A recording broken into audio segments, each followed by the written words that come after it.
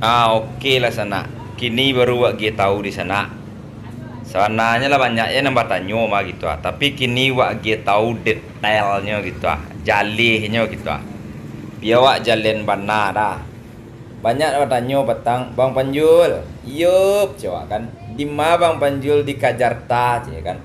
Awak di Kajarta di Tangerang, coba kan. Nah, takah tu jawe.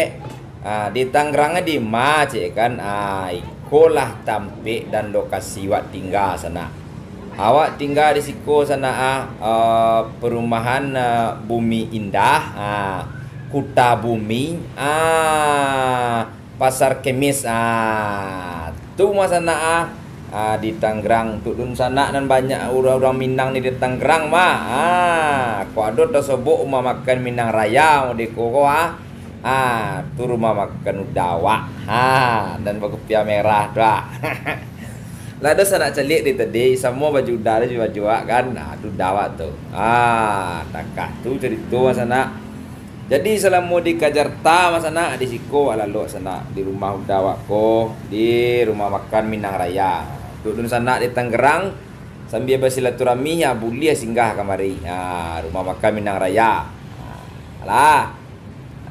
Beko tanya-tanya di mana Bang Panjul di Tangerang, di mana Bang Panjul di Tangerang. Ko lawak jalan kini sedolahnya gitu.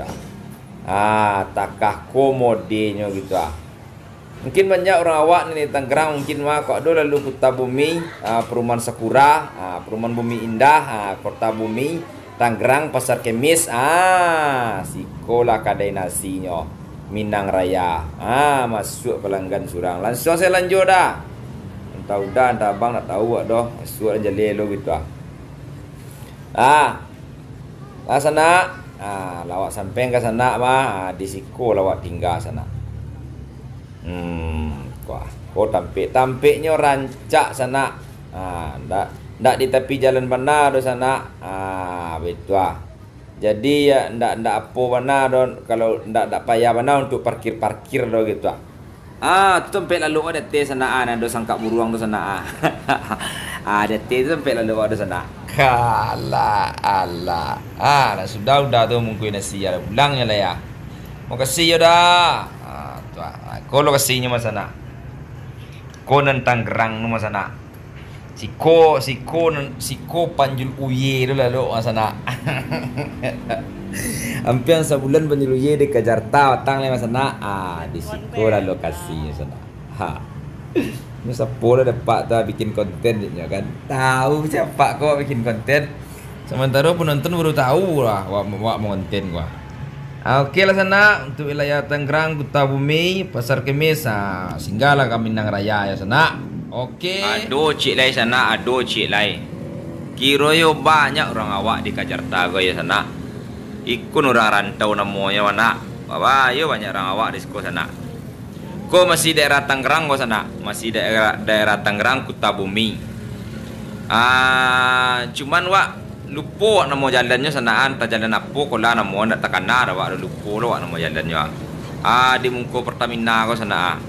Di Mungko Pertamina ko bana sana. Pas bana di Mungko Pertamina ko sana. Aduh lo rumah makan takana juwo sana.